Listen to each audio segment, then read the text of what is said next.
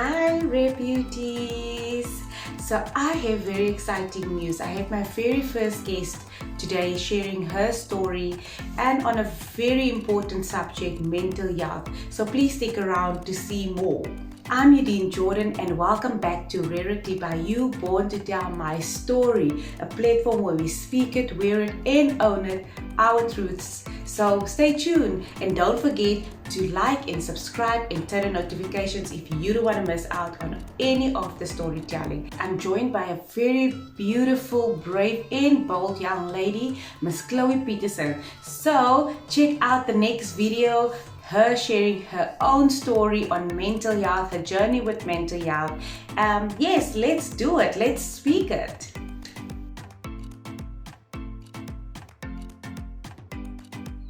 So, Chloe, tell me something about yourself. Tell me about yourself and who is Chloe Peterson? Okay, so Chloe Peterson is an 18-year-old girl from Bloemfontein in the Free State. Yes. I grew up here and I've never lived anywhere else. So this is my home. I love it here. Maybe one day I will live somewhere else, but I don't think it's gonna be the same. Yeah? Yes. So that is me, and something I saw on the questions that you sent me for preparation. Yeah. One thing that not a lot of people know about me is that I like to sing and dance. So that's an interesting fact about me. Yes. And yeah, that's me in a nutshell. Thank you for sharing, Chloe. Yeah.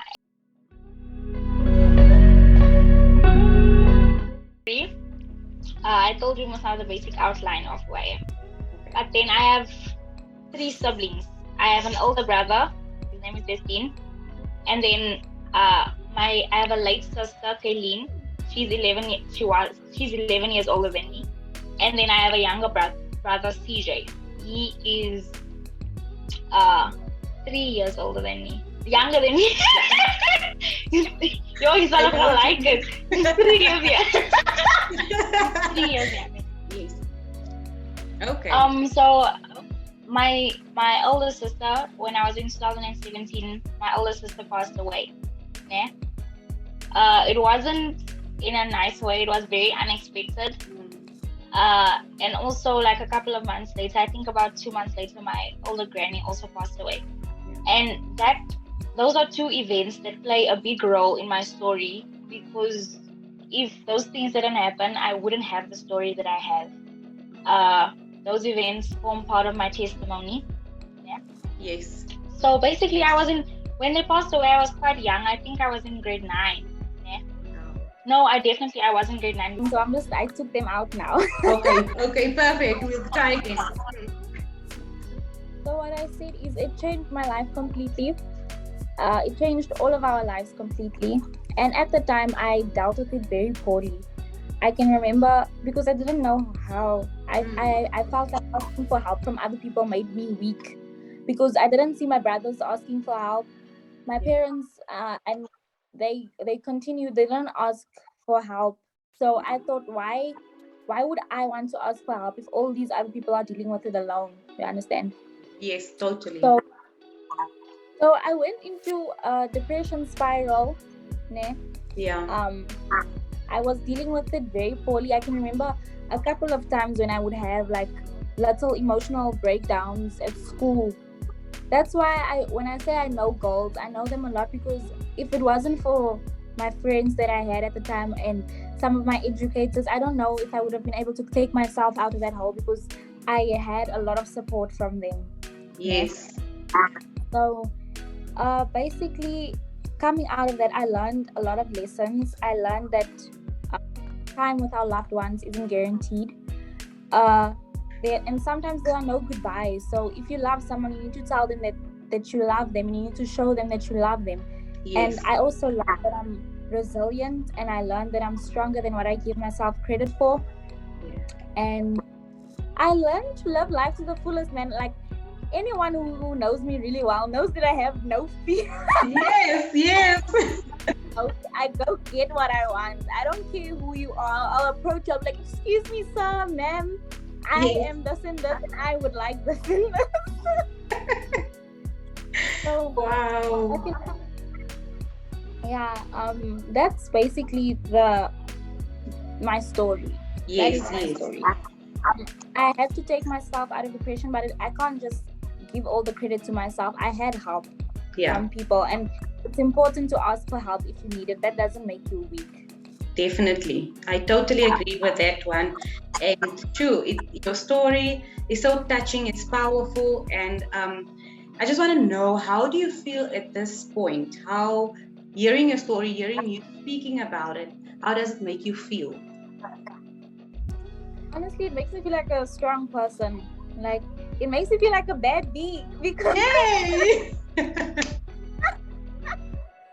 because to go through from my young age.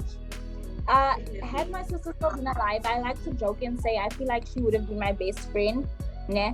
And though it's a joke, I still feel like it's true. It's really true because before she passed, I could see a lot of change in our relationship. As in the sense she was starting to see me as an equal, even though she was so much older than me. Yes. Even though she was so much older than me. And so it's a lot to go through, and it makes I know I'm strong because of that. But it's Yes. not my own strength that I rely on. I feel like if it wasn't for God, I'm very religious. Ne? If Yes. it wasn't for God, I wouldn't have been able to get through it. So it's not my own strength. My strength comes from within and from Him. Wow, wow. I love that. Um, what's the best memory of Kayleen? What, share with us? I would like to know more about your sister as well. Just a brief or the best memory. Okay, so there was a time when we stayed in Fona, right? Yes. And we stayed just a couple of streets away from that mall. I think it's Vleerdal. Ne? Yes. And then there would be some days where my sister would randomly be like, okay, no, but let's go buy ourselves snacks or something. Then we would walk, my sister, my brother, and I would all walk to Vleerdal from our house. And it would be a long walk there. It would be a long walk, and the sun would be beating down. But it never felt bad because we were always together. We were talking. That's how I know our relationship was getting to that of where it was starting to change, because we would be together, talk about everything. I would update her on my life. She would update me on her life, and it will just be sister bonding. That's my favorite memory. Wow, that's beautiful. I remember, my sister never stayed mad for long, and her way of making up for me for like if she was wrong, she would just come in and start talking to me again like normal. And you didn't feel like talking like at that point. She would ask me, do you want this or that? When she would come in and then start speaking to me, and then I would still be angry. I would like, oh, you were just mean to this now you're being nice. Like, what is wrong with this? Yes. You say that you keep her memories alive. You share these conversations with people. You speak a lot about her.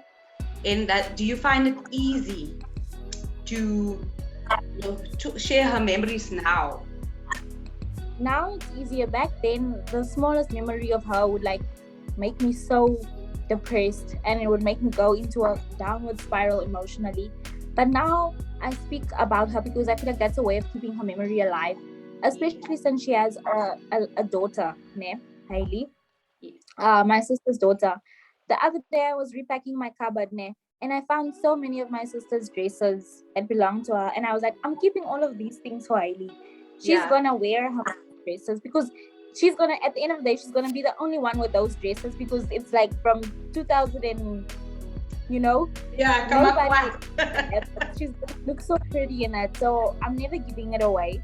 So yes, in a way, it's easier for me now to speak about her than what it was to speak about back then. Even my grandmother, like their memories, like always, I would be at school and then the smallest thing would remind me of them and I would break down. Yes. But now I speak about them fondly with nothing but love in my heart. That's beautiful, Chloe. Very, very, very beautiful. Okay, so how do you stay positive during this journey? God. I always say when these people at home, when my family makes me a little bit crazy, I always say, hey, the joy of the Lord is mine. You will not take it from me. Nothing you're gonna do is gonna take away the joy that the Lord gave me.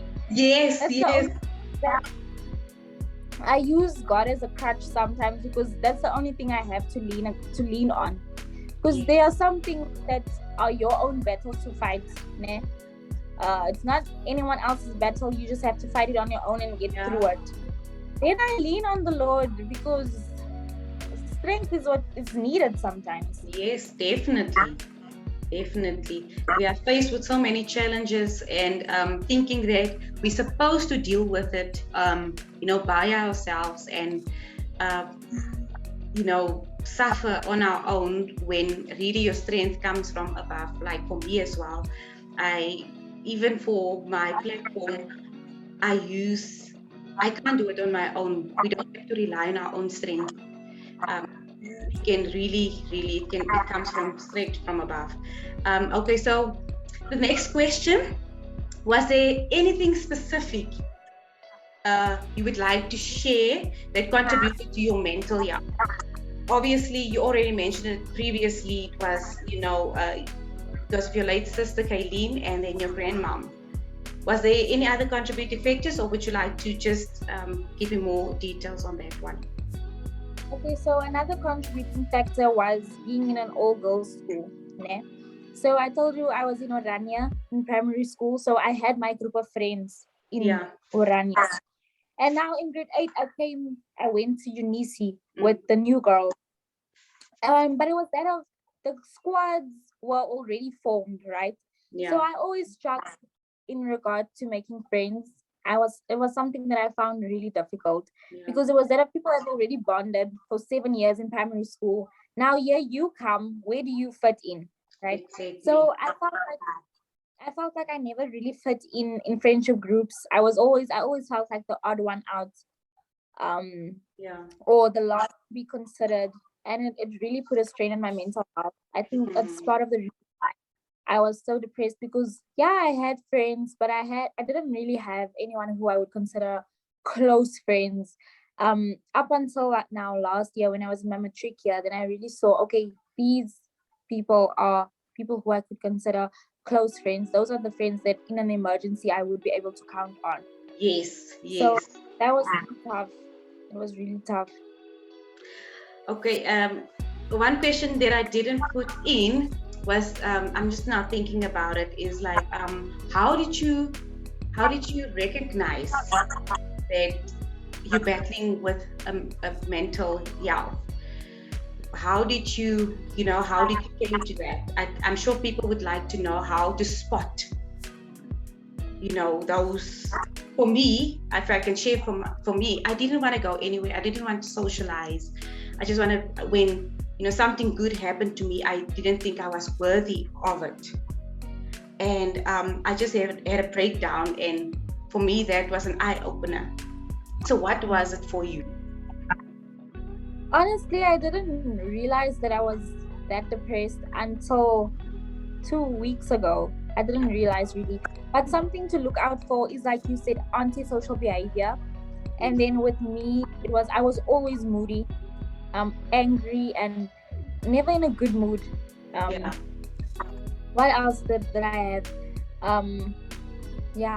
And I would isolate myself. That's one thing I realized. Because I didn't understand why. I always thought that no, maybe other people are the problem, but I never looked inward to see that maybe no, I am the problem. Yes. So those are, I heard the other day someone say that mental health is a spectrum, right? So on the one end of the spectrum you have optimal mental health, where you are in good health mentally. Yes. And on the other end of the spectrum is complete like insanity. Yes. So it's a spectrum. Some days you feel good, some days you feel bad, and that's okay. We are human. We're supposed to experience our emotions. Exactly. I totally agree with that. That's really powerful. I feel like, okay, and what I want to ask, let me just slow down. How did this make you feel to acknowledge, to tell yourself like, okay, I'm struggling? How did you feel? Because for me, it was a lot of mixed emotions, thinking like, oh, I'm ashamed to admit that I'm battling with this. What will the people say? It was all those random questions, but questions that does pop up. So what was it for you? What did you feel in that moment? I felt relieved when I recognized my problem. I felt, even now, I feel so relieved because now I can get help for it. Like I said earlier, asking for help or needing help, Yes. it's not it's a strength actually, because you are recognizing your own weakness. Yeah. So along with one thing I'm really grateful for, and I thank the Lord for it, is that and I don't really have this thing of what all the people say. I'm like, I don't care what anyone says. Like, let them talk. Love it. Whether I'm doing good, whether I'm doing bad, people who talk are gonna talk. I love it. So I just feel relieved because now I am getting the help that I need. Wow, I'm so proud of you. And if you could say, are you still in the healing process, or getting onto the process of healing, or can you see yourself being there yet? Because you said only 2 weeks ago, so I'm thinking that you're still in the healing process. I'm definitely still in the healing process, and I feel like I'm gonna be here for a while. Yeah. Because there's work that needs to be done. It's not gonna happen overnight. Grieving and healing, it's continuous work. And I always say that you are your best investment. So I'm not gonna rush this. I'm gonna take every day as it comes, and I'm gonna deal with the emotions that come up, because I'm doing myself a favor, because at the end of the day, I'm gonna be stuck with me. And I always think about it like this: who do I want to be? Like, if I'm stuck with myself. And on Sunday, I was in church, and in the pastor spoke about how we always have our own conversations going on in our heads. Doesn't matter what we are doing, there's a conversation going on with yourself in your head. So I want that conversation to be a positive conversation. I want that conversation to be something that is constructive. Yes. So I'm not gonna rush this process. I'm still in the process of healing, and I'm not gonna rush it. Yeah. Yes. Yeah. No, it's a daily. I also call it a work. I call myself a work in progress, a daily work in progress, because it does take. I love it. So it is a daily work in progress. I'm a whoop. So it does take some time. I know that in 2015 is when I was diagnosed with severe depression, and it took me a while it took me years to speak it. And when I got to speak it in 2015, that was the beginning, a new chapter. And then when it still took me years after that to start owning it. So your truth. So then it takes you a while to start owning it, or you can even own your truth, earlier in the stage. But it does take some time to get through the process, and you should really just be gentle with yourself during the whole process. So during the pandemic, there's struggles with your mental health. What was the main factors during the pandemic? Because now you have to sit and be in your own thoughts, and you have a wandering mind. Okay, so during the pandemic, I was in a way, I was grateful for it, because I got to bond with my family. I got to bond with my younger brother, and like, we are close now. Okay, we're not best friends, but we are closer than what we were before, because we had to spend every day indoors looking in each other's faces. Yeah. So we bonded, and I didn't deal with everything that well, because I remember we were still supposed to be working technically. And I really neglected my schoolwork, because I was so, every day it would be Netflix, like every 2 days I was watching a new show. So my mental health, I had a lot of support from my family, because I was never alone. My mom was home, my dad was home, Hailey was home. So I can't say that I was alone in a space where I had to now deal with my own mental health, because I was never alone. Yes. And I'm grateful for that, because things could have probably gone really bad had I been alone during isolation. Yes. I feel like then I would have probably been way more depressed than what I was. So it was always underlying. Ne? Yeah. One thing that I realized is I don't have some days I do have depression, but most of the days it's anxiety. Yes. Ne? So Yeah. I feel like I can't breathe, like my chest is being pressed down, or I feel nauseous. Like in school, most days I was in a constant state of nausea, and I didn't know it was my anxiety. It felt normal to feel that way. Yeah. How did you discover, like this is the anxiety? Because for me, it was also long. I thought I had a heart attack. That's what it felt like. How do you deal? Okay, first question, how did you know, or how did you get to the point of knowing that it's anxiety? And how do you deal when you do get to a point where you have an anxiety attack?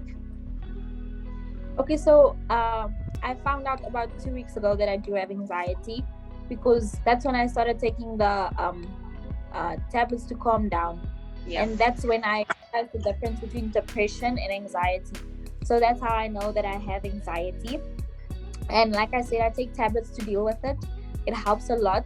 And I try to ground myself. Like I try to breathe. Recently, I've started doing yoga. Yes. Takes my mind completely off of it, because we will be doing poses, and I'm just focusing on that, trying to keep my balance, and then my mind isn't on anything else, so it helps a lot. Yeah, no, workouts do help a lot. I also use that technique, and then I'm teaching it to my youngest, saying to smell the flower and blow the leaf. So I would like. And you would smell the flower, and that really helps. And so anxiety is real, and it's also something that really can take over your life if you don't recognize like the triggers and so on. So it's good that you're doing yoga. I think it's really great for the mind. And just to connect spiritually, I think it's a spiritual thing as well. What do you think? I agree, because you need to get in touch with your inner body, and you need to believe in your own strength. Otherwise, you are gonna be falling there every now and then. So I'm really it's always something that I've been interested in there. But I only joined the gym like last month. I joined Buddhism, and then I was like, yes, now I'm gonna do everything. Yeah, I really like that. You're doing amazing. I can see how you do stuff for yourself, thinking of what will work for me and what doesn't work for me. And, it's already a good sign that you're busy with your healing process. Because I know when you battle with mental health and you're not yet at the stage where you want to speak about it and want to own up to this truth, it's tough. You're not there yet. The healing hasn't started, but you're already doing stuff for yourself. You're thinking about yoga and you're speaking about it. You have your platform to decide, to tell your story. I just feel like I have Hailey, right? And she looks up to me as an older sister, because we love together and everything. So I wanted to see me as a role model. I wanted to say, my auntie is strong, and she doesn't have a mom, which it's gonna be tough in her teen years. But I wanted to feel comfortable and I want to be relatable to her. I wanted to be like, okay, I can come and speak to my auntie about anything. Yes. And I know she doesn't see me as an auntie because I'm young, and she sees me as a sister. Yeah. So I just want to be relatable to her, and I want to be relatable to anyone else who's going through what I went through. The people who feel like they can't speak about it or they don't want to speak about it to someone else. I just want my platform to be a safe space and a place where they can come Mm. and just unwind for a couple of minutes and just relax and listen to me for a couple of minutes. Even though I'm no expert, I'm not pretending to be an expert in the field of mental health. I'm just trying to be there in a sister capacity. Yes, yes. It's like the same with me. It's just basically to share your story and have others to share. Is it like conversations that you're gonna have on your platform? Yeah, so basically the main focus of my platform is also mental health. Ne? My platform is called Chilling with Chloe, and I have a Yes, podcast. I love it. So basically what I want to do is I want to try and speak to as many people from different career fields as possible, because your job affects your mental health. Ne? And I just want to speak to people and find out what provisions are being made for them in their workspace. And I want to find out, because when I was in school I had no idea what I wanted to do. Ne? I had no idea what career field I was going to go into. Yeah. And I was shy as well, like you said earlier. You are shy. I was also really shy. So I wouldn't have gone up to people and be like, hey man, or hey lady, tell me about your job, tell me what you do. And now I want to bridge that gap for the people who are like me. So I'm trying to speak to as many people in different career fields to just give a perspective to people like me who didn't know what they wanted to do. Yeah. Oh wow, that's amazing.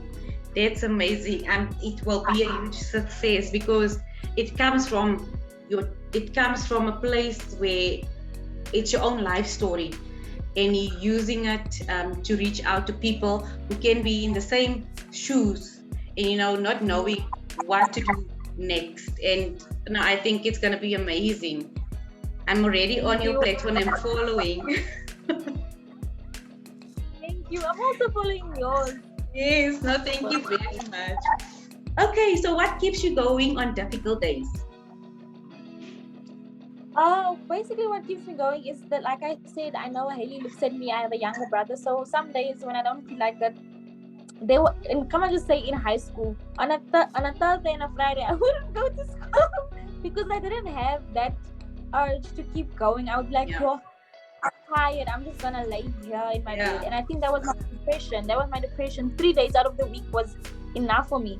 At school, they wouldn't even ask why weren't you at school? They would just know, on a Thursday and a Friday, this one doesn't come to school. Even sometimes on Mondays. Yes. Shame, yeah. But now, like I said, I know there's someone who looks up to me. Yeah. So even on difficult days when I don't feel like it, I know I need to get myself out of bed, and I know I need to do stuff. I need to just be active. Yeah. Because I can't. Life goes by so quickly. I can't afford to just be laying around in bed. I can't afford. So, and that's so true. You have to get up and face it. And sometimes, when I remember when I was still in that space, I couldn't even get out of bed. So when you reach this point where you can actually say, I have to get up, and you're talking to yourself, in a positive way, and say, you're doing this for 1, 2, 3, and how it would make you feel. So just getting out of the bed has become easier, would you say? Definitely. Yeah. I saw somebody posted the other day something like along the lines of, just because you're not ready for the day doesn't mean it can always be night. And that's so true. Like, life goes on. It's not gonna sit and wait for you. It moves. So you just need to jump up and get on. Yes, and go. Girl, it just goes. It's not waiting for nobody. Yes. What I've recently practiced on is just, before I get out of bed, just have a positive thought. It has really, really helped me, like how my day will look like. Even if bad things is gonna happen, you have your bad day. I've already place that seed that today is going to be a good day, a positive thought. Do you also do that? I do that. What I start with is saying thank you God for the new day. That's my first thought when I open my eyes. Thank you God for the new day. I don't know how it's going to look, but I know you are in charge. And I pray the Our Father, and then I just say random Bible verses that I think about, that I even wrote down. I just say Bible verses, and then I start my day. always say, help me to start this day with the right attitude and a heart full of gratitude. I actually these when I was in Joburg last week visiting my family, I learned all of these Bible verses. I'm busy learning them. I made my aunt write them down. In the morning when they drive to jump, they pray the Our Father, and then they say these Bible verses. And I've started doing that as well. I think it's an amazing practice to have. Yes, that's amazing. I love that. So would you say, okay, what is your favorite Bible verse that keeps you going? If there's anything specific? No, I don't have a favorite Bible verse. I like whenever I'm speaking, sometimes Bible verses just come out of me and I'm like, you connect in that moment. Yes. Yeah. So I don't have a favorite one. I would be lying if I said I do. Yes. Do you have I have a favorite one that kept me in certain I think certain areas in my life. I would connect a specific Bible verse to it. Yeah. So the first one that I shared was Psalm 23, and it's it was when during my childhood that kept me going. The things I say in the morning. Yes, please. Okay. So it starts with the verse, "This is the day that the Lord has made. We will rejoice and be glad in it. We are the head and not the tail, above and not beneath. Whatever we put our hands to will prosper. We are blessed in the city, we are blessed in the country. Blessed is our goings and comings. Our God shall supply all of our needs. For sickness he has given us health, for poverty he has given us wealth, and for death he has given us life and life more abundantly. No evil will befall us, neither shall any plague come near our dwelling. Thy word is a lamp unto my feet and a light unto my path. He will perfect that which concerns me. Lord, help us to start this day with a new attitude and plenty of gratitude. Forgive us for everything we have done, thought, or said that was unpleasing to you." Yo, I love it. Like my auntie, I told her, "Hey, my auntie, please write this down for me because I want to learn it all." That is powerful. I mean, I feel it covers basically everything that it does cover everything that you don't always think of, but to have it like that as a daily practice can really keep you going throughout the day. Wow, I love it, Chloe. Thank you for sharing. So welcome. Yeah.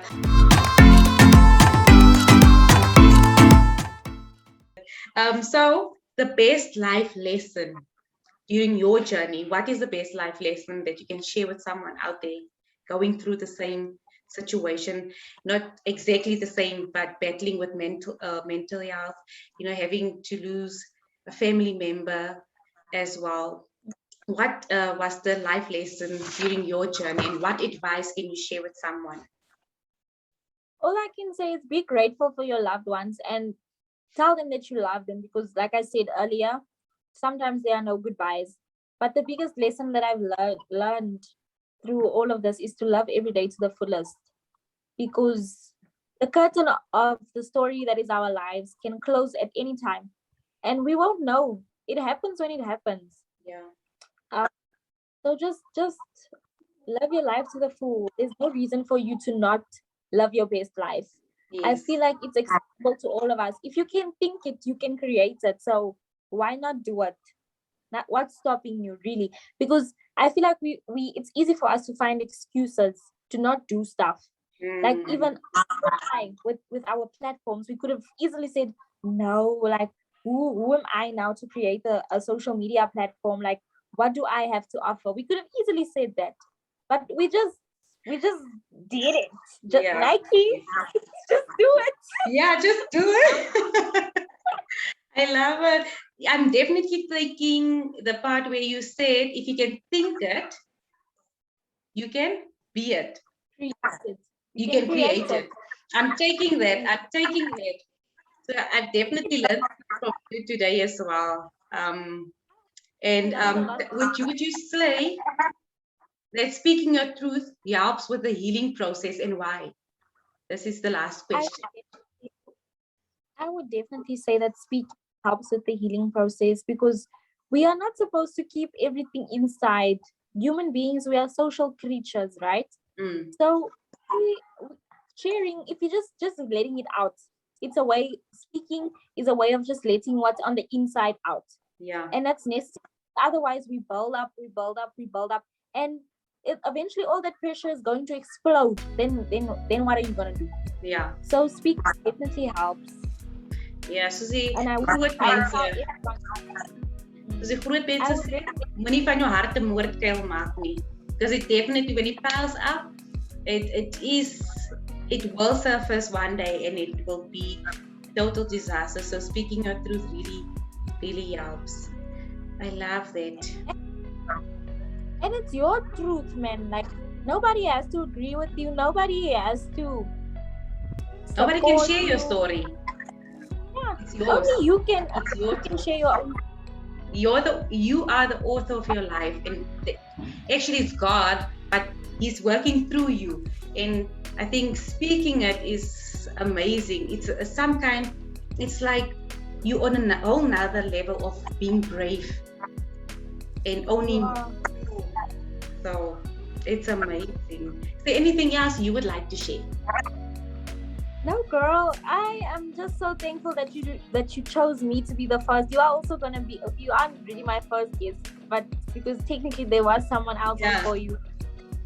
It's gonna be the first time that I also do it like this, like completely electronically. So I'm quite excited. I can't wait to hear your story because you've been asking me all about me. Yes. So I can't wait for you to tell me all about you. Yes. Thank you so much for having me. Yes, I also want to thank you for joining this movement, just creating awareness and to normalize I call it rare topics, because we don't hear these conversations on a daily basis, and this was such a powerful conversation. It was amazing to have you with me today. It was comfortable, it was real, it was raw, it was rare, and it was just amazing having you here with me today. So thank you, Chloe, for sharing your story today. And this will definitely, I believe this will help another young girl and another woman even, going through the same struggles. So I just wish you all the best, and with the healing process and inner peace, which is that's important, inner peace. You are so amazing, you are beautiful, you are strong, and you're only 18. Okay? I'm only 18. And you are on this journey already. You are really powerful. We will definitely inspire so many other young girls out there thinking that you have. Yeah. And you know what the funny thing is, when you posted about your story on Instagram, even before I started my platform, I already thought, but maybe I should speak to this gal. I should reach out and say, listen, but now this and this happened to me. Can I speak about it? Yeah. And then so when you reached out to me, it was like fate. Because I already thought about it, but I was too shy. Yes. It's like my post the other day when I said the gift for me, when I finally dared to look up, was, I heard, when I put judgment aside and everything else, and I heard me too. There was this powerful word, saying me too, and that was the key. Like, I knew I wasn't the only one going through certain stuff. Everyone has a story, like I said, and it's just powerful to share it with ladies. Talking about it and just owning up and living, your life. Like you said, your curtain can close at any time. And we can't, we have to speak about these things. But I have a quote for you. And I just want to read it. Yes. I'm writing. Okay. The difference between ordinary and extraordinary is the little extra. Let your unique awesomeness and positive energy inspire confidence in others. Wherever you go, no matter what the weather, always bring your own sunshine. If you want light to come into your life, you need to stand where it is shining. I hope you take that one. I will send it. That's so good. Send it to me. Please send me. I will do so. So thank you again for joining me today. I love you, girl. I love you too, girl. Oh wow. Yes. Okay, so guys, that was me and Chloe for today. She was amazing. And remember, you were born to tell your story. So speak it, wear it, own it, your truth. Until next time, bye. The details of Chloe's platform will be in the description box below. And once again, thank you for watching this video and joining us for this powerful conversation. Until next time, bye.